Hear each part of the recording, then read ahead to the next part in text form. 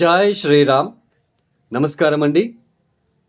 2025 సంవత్సరంలో ద్వాదశ రాశి వాళ్ళకి ఎలాంటి ఫలితాలు రాబోతున్నాయి అని తెలుసుకుందాం. దానికన్నా ముందు ఎప్పటిలాగే ఒక 2 నిమిషాల పాటు మీకు కొద్దిగా వివరణ ఇవ్వడం జరుగుతున్నది. దీన్ని సోది అని మాత్రం అనుకోకండి. మీరు అర్థం చేసుకోవాలి అనే ఒక ఉద్దేశంతోనే ఇది చెప్పడం జరుగుతున్నది. కాన్సెప్ట్ మీకు అర్థమవుతేనే మీకు కూడా అర్థమవుతుంది, మీరు కూడా అర్థం చేసుకోగలుగుతారని ఒక ఉద్దేశం నాది, అంతే. ఇక్కడ చూడండి, ముఖ్యంగా మనకి ఈ సంవత్సర ఫలితాలు అనేవి దీర్ఘకాలిక గ్రహ సంచారం ఏదైతే ఉన్నదో, అంటే గురు, శని, రాహు, కేతుల ఒక సంచారాన్ని బట్టి మనము సంవత్సర ఫలితాలు అనేది మనము చెప్పుకుంటున్నాం. ఈ మాస ఫలితాలు వచ్చేసి, అంటే మంత్లీ ఒకసారి ఫలితాలు వచ్చేసి, ఈ మిగతా గ్రహాలు ఏదైతే ఉందో నెలకి ఒకసారి మారే గ్రహాలు. తర్వాత చంద్రుడు 2.5 రోజులకు ఒకసారి మారుతాడు. తర్వాత ఈ ఒక కుజుడు 45 రోజులకు ఒకసారి మారుతాడు. ఇలా ఈ ఒక గ్రహాలని బట్టి మనము ఈ మాస ఫలితాలు అంటే మంత్లీ రిజల్ట్స్ అనేది చెప్పుకుంటున్నాం. అయితే ఈ ద్వాదశ రాశుల వాళ్ళందరికీ కూడా, అంటే ఈ సంవత్సరంలో 2025 సంవత్సరంలో ఈ ఒక రాశి వాళ్ళకి అద్భుతమైన ఫలితాలు అని మనం చెప్పుకుంటున్నాం. అయితే అందరికీ కూడా అలాగే ఉంటున్నదా? ఇప్పుడు వృషభ రాశి వాళ్ళకి 2025 సంవత్సరంలో చాలా అద్భుతంగా ఉంటుంది. 2025 సంవత్సరం మొత్తం కూడా వృషభ రాశి వాళ్ళకి చాలా బాగుంటుంది. అయితే వృషభ రాశిలో పుట్టిన వాళ్ళందరికీ కూడా ఒకేలాగా ఫలితాలు అందరికీ కూడా బాగా ఉంటుందా? అలా ఉండదండి. ఎందుకు అంటే స్వజాతకం, వాళ్ళ ఒక జాతకం అనేది చాలా ఇంపార్టెంట్. వాళ్ళ పుట్టిన తేదీ, ఏ నెలలో పుట్టారు, ఏ సంవత్సరంలో పుట్టారు, ఆ రోజు ఎన్ని గంటలకు పుట్టారు, ఇది మనకి చాలా ఇంపార్టెంట్. ఆ ఒక సమయానికి, వాళ్ళు పుట్టిన సమయానికి ఏ లగ్నం ఏర్పడింది, ఏ నక్షత్రం ఏర్పడింది, ఏ దశాభుక్తి ప్రారంభమయ్యింది. దశాభుక్తి అంటే ఏంటి? ఒక వ్యక్తి జన్మించిన సమయంలో ఏ రాశిలో ఏ నక్షత్రంలో పుట్టి ఉంటారో, ఇప్పుడు ఫర్ ఎగ్జాంపుల్ ఒక వ్యక్తి మఖా నక్షత్రంలో పుట్టాడు. మఖా నక్షత్రం పుట్టాడు కాబట్టి ఆయనకు కేతు మహాదశ ప్రారంభమవుతుంది. అంటే కేతు మహాదశలో పుట్టాడు. అది పాదాలు బట్టి, మఖా నక్షత్రం 3వ పాదమా, 2వ పాదమా, 4వ పాదమా, ఈ పాదాలు బట్టి కేతు మహాదశ బ్యాలెన్స్ దశ ఎన్ని రోజులు ఉంటుంది అనేది తెలుసుకుంటాం. ఇలా కేతు దశ అయిపోయిన తర్వాత శుక్ర మహాదశ 20 సంవత్సరాలు, తర్వాత సూర్య మహాదశ, తర్వాత చంద్ర మహాదశ. చంద్రుడు అయిపోయిన వెంటనే కుజుడు వస్తాడు. కుజుడు అయిపోయిన వెంటనే రాహు వస్తాడు. రాహు అయిపోయిన వెంటనే గురువు వస్తాడు. ఇలా దశాభుక్తులు ఒక్కొక్కటే మారుతూ వెళ్తూ ఉంటుంది. ఈ దశాభుక్తి సమయంలో ఇప్పుడు ఫర్ ఎగ్జాంపుల్ శుక్ర మహాదశ ప్రారంభమైంది. శుక్రుడు మీ జాతకంలో యోగకారకుడా? మంచి ఒక స్థానాల మీద ఉంటున్నాడా? మీరు పుట్టినప్పుడు మంచి స్థానాల్లో ఉంటే ఆ 20 సంవత్సరాలు కూడా శుక్ర మహాదశ చాలా బాగుంటుంది. శుక్రుడు అంటే ఏంటి? కళాకారకుడు. తర్వాత లగ్జరీ వెహికల్స్ కావచ్చు, మంచి గృహాలు కావచ్చు, మంచి ఉద్యోగం కావచ్చు, భార్యతో మంచిగా ఉండడం కావచ్చు, మంచి భార్య కావచ్చు. ఇలా కొన్ని ఈ యొక్క శుక్రుడు మనకి అంతా కూడా మంచి ఫలితాలు ఇస్తాడు.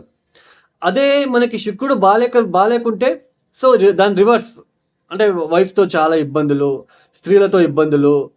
తర్వాత ఈ షుగర్ వ్యాధి రావాలి అన్నా ఈ శుక్రుడు గురుగ్రహమే కారణము. సో ఇలా మనము కొన్ని దశాభుక్తులు వచ్చినప్పుడు కొంచెం ఇబ్బందులు పడుతూ ఉంటాం. ఎందుకంటే ఆ గ్రహ మనకి బాలేక ఉన్నప్పుడు, పుట్టినప్పుడు మనము, అంటే ఆ గ్రహము బలహీనంగా ఉన్నప్పుడు మనం పుట్టి ఉంటే సో ఆ దశ అనేది మనకి యోగించదు. ఇప్పుడు ఇంకొకటి కూడా మీకు చెప్పడం జరుగుతున్నది. ఇప్పుడు ఒక వ్యక్తికి శని మహాదశ ప్రారంభమైంది. ఆ వ్యక్తి జాతకంలో శని బలిష్టంగా ఉన్నాడు అని అనుకుందాం. శని మహాదశ ప్రారంభమైన తర్వాత శని మహాదశ పర్లేదు, బాగానే జరుగుతూ ఉంటుంది. సడన్గా కొన్ని రోజులు అయిన తర్వాత శని మహాదశ కూడా కొద్దిగా ఇబ్బంది పెట్టడానికి ప్రారంభం చేస్తుంది. ఎందుకు అని మనం ఎట్లా చెక్ చేసుకోవాలి అంటే, గోచారంలో శని ఎక్కడ ఉన్నాడు, ఆ శని ఆ స్థానానికి ఎన్ని అష్టకోర్గ బిందువులు ఇచ్చాడు అని మనం తెలుసుకుంటే అప్పుడు మనకి ఈజీగా అర్థమైపోతుంది. ఇప్పుడు ఫర్ ఎగ్జాంపుల్ వృషభ లగ్నం, వృషభ రాశి వాళ్ళకి ఈ లాభస్థానంలో శని సంచారం చేస్తున్నాడు. అంటే 2025 మార్చ్ తర్వాత లాభస్థానంలో శని యొక్క సంచారం జరుగుతున్నది. ఈ శని లాభస్థానంలో వచ్చినప్పుడు, నవమాధిపతి దశమాధిపతి లాభస్థానంలో అంటే ఉద్యోగంలో అభివృద్ధి, వ్యాపారంలో అభివృద్ధి, మంచి ఆర్థిక అభివృద్ధి అనేది చూస్తాం. బట్ అందరికీ కూడా వృషభ రాశి, వృషభ లగ్నంలో పుట్టిన వాళ్ళందరికీ కూడా సేమ్ ఫలితాలు వస్తాయా? కాదు. లాభస్థానంలో శని ఎన్ని బిందువులు ఇచ్చాడు దాని మీద ఫలితాలు అనేది వస్తాయి. ఒకవేళ 0, 1, 2 ఇచ్చి ఉంటే ఆదాయం తక్కువగా ఉంటుంది, ఇబ్బందులు ఉండవు, బట్ తక్కువ ఉంటుంది. ఆయన ఇచ్చే ఫలితాలలో తక్కువ ఇచ్చేస్తాడు అంతే. సో ఇది అండి దశాభుక్తి. ఒక దశాభుక్తి జరుగుతున్నప్పుడు ఆ దశాభుక్తి, ఆ దశకి సంబంధించిన గ్రహము గోచారంలో ఎక్కడ ఉంది అది కూడా మనం చూసుకుంటే అప్పుడు మనకి ఈజీగా మనకి అర్థమవుతుంది అనే ఇక్కడ నా ఒక వివరణ. చూడండి, ఇప్పుడు 2025 మార్చి 30వ తేదీ 7 గ్రహాలు మీన రాశిలో కలవబోతున్నారు. మనకి కరోనా కన్నా ముందు పంచగ్రహ కూటమి ఏర్పడింది. ఇప్పుడు ఏకంగా 7 గ్రహాలు మీనరాశిలో కలవబోతున్నారు. అంటే కాలపురుష చక్రం నుంచి 12వ స్థానం అవుతుంది మీనరాశి. ఈ మీనరాశి 12వ స్థానం. మీనరాశికి అధిపతి ఎవరు? గురువు. గురువు అంటే నో లిమిట్. ఆయన ఇచ్చే ఫలితాలలో లిమిట్ అనేది ఉండదు. అది ఆధ్యాత్మిక పరంగా కావచ్చు, డబ్బు విషయంలో కావచ్చు. గురువు అంటే ఇస్తూనే వెళ్తూ ఉంటాడు. అంటే there is no limit in 12th house. గురువు కాబట్టి గురువు ఇచ్చే ఫలితాలు. అప్పులు ఇస్తాడా? అప్పులు ఇస్తూనే ఉంటాడు. రోగాలు ఇస్తాడా? రోగాలు ఇస్తూనే ఉంటాడు. అంటే మన జాతకంలో గురు బలహీనపడినప్పుడు అలాంటి ఫలితాలు. గురు బాగుంటే డబ్బు ఇస్తూనే, అభివృద్ధి ఇస్తూనే వెళ్తూ ఉంటాడు. అంటే దెర్ ఇస్ నో లిమిట్. గురువు స్థానంలో శని వెళ్తున్నాడు. శని అంటే ఏమిటి? Restriction planet. ఇంతే కావాలి, ఇంతే. దెర్ ఇస్ సమ్వాట్ లిమిటేషన్స్ అనేది ఉంటుంది. ఇంతే లిమిట్, ఇంతే కావాలి, ఇంతే ఇవ్వాలి. అది 12వ స్థానంలో జరుగుతున్నది. దట్టు 7 గ్రహాలు మార్చి 30వ తేదీ కలవబోతున్నారు. ఇక ఈ వీడియో కనుక చేస్తే ఇంకా మీరు అప్సెట్ అవుతారని ఈ ఒక వీడియో కూడా చేయట్లేదు ఇంకా. సో ఈ ఒక 2025 సంవత్సరంలో ద్వాదశ రాశి వాళ్ళకి ఈ ఒక శని గ్రహం వచ్చేసి ముందుగా 2025 మార్చి 30వ తేదీ మీనరాశిలో సంచారం ప్రారంభం చేయబోతున్నారు. 2025 మే 14వ తేదీ గురువు గారు మిథున రాశికి వెళ్ళి సంచారం ప్రారంభం చేయబోతున్నారు.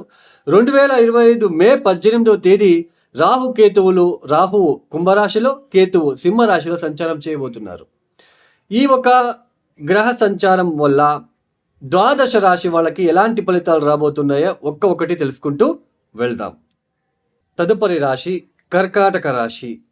ఈ కర్కాటక రాశి వాళ్ళకి ముఖ్యంగా 2025 మార్చ్ 29వ తేదీ వరకు శని ఒక సంచారం అష్టమ స్థానంలో, మార్చ్ 30వ తేదీ నుంచి నవమ స్థానంలో, 2025 మే 13వ తేదీ వరకు గురుగారి యొక్క సంచారం లాభస్థానంలో, తర్వాత మే 14వ తేదీ నుంచి ఆయన వ్యయస్థానంలో సంచారం గురుగారు.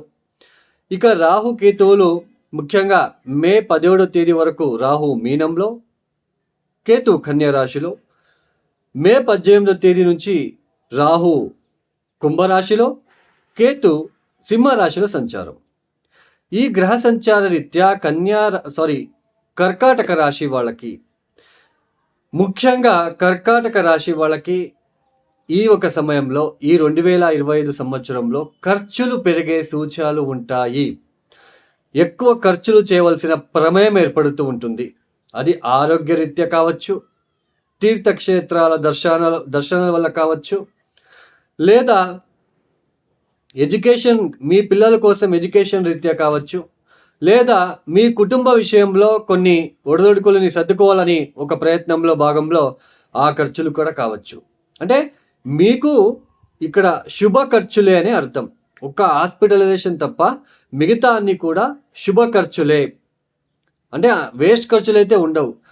ఆరోగ్యరీత్యా బాగు చేసుకోవడానికి కొద్దిగా ఖర్చులు చేయవలసిన ప్రమేయం ఏర్పడుతూ ఉంటుంది. లేదా తీర్థక్షేత్రాల దర్శనాల కోసం ఆ ఒక ఖర్చులు మీకు పెరిగే సూచనలు, లేదా గృహంలో జరిగే ఫంక్షన్ల కోసం మీరు చేసే ఖర్చులు కావచ్చు, లేదా ముఖ్యంగా ఈ ఒక కుటుంబ రీత్యా ఒడిదొడుకులు ఏమైనా ఉంటే అన్నదమ్ముల మధ్య వాళ్ళ కోసము, లేదా ఏదో ఒకటి కుటుంబ రీత్యా కొద్దిగా ఖర్చులు చేయవలసిన ప్రమేయం ఏర్పడుతూ ఉంటుంది ఈ ఒక సంవత్సరంలో. మొత్తానికి ఖర్చులు అయితే ఎక్కువగా ఉంటుందనే తెలుసుకోవచ్చు. చూడండి, కర్కాటక రాశి వాళ్ళకి అష్టమ స్థానంలో రాహు, ద్వితీయ స్థానంలో కేతు ఉంటున్నాడు. అలా ఇలానే మనము వింటూ ఉంటాము. దయచేసి ఫస్ట్ మీ దశాభుక్తి ఏది అనేది చెక్ చేసుకోండి. దశాభుక్తి రాహువో కేతువో గనక ఉంటే మాత్రమే భయపడండి. లేదు అంటే అస్సలు భయపడవద్దు. రాహు కేతులు మిమ్మల్ని ఎట్టి పరిస్థితుల్లో ఇబ్బంది పెట్టరు. మేజర్గా అయితే ఇబ్బంది పెట్టరు. అష్టమ స్థానంలో రాహు వచ్చినప్పుడు బ్యాక్ బోన్ రిలేటెడ్, అంటే వెన్నుకి సంబంధించిన ఎముక, దానికి పెయిన్ అనేది రావడానికి అవకాశాలు ఉంటాయి తప్ప మిగతా అన్నీ కూడా మనకి దశాభుక్తి మీ పైనే ఆధారపడి ఉంటుంది. రాహుకేతుల దశ మినహా మిగతా ఏదైనా గ్రహ దశలో జరుగుతూ ఉంటే మీరు రాహుకేతుల వల్ల ఇబ్బందులు వస్తాయని మాత్రం అనుకోకండి. రాహుకేతుల దశ ఉంటే మాత్రమే మీరు కొద్దిగా వాటికి సంబంధించిన ఒక ఆలోచన చేయండి. అదర్వైజ్ లీవ్ ఇట్, జస్ట్ దాన్ని వదిలేయండి, పక్కన పెట్టేసేయండి. ఇక శని యొక్క సంచారం మనం చూసుకుంటే నవమ స్థానంలో మీ తండ్రి గారి యొక్క ఆరోగ్య విషయంలో జాగ్రత్తగా ఉండే ప్రయత్నాలు చేసుకోండి. తర్వాత అన్నదమ్ముల మధ్య కొద్దిగా డిస్టర్బెన్స్ రావడానికి అవకాశాలు ఉంటాయి ఈ సమయంలో.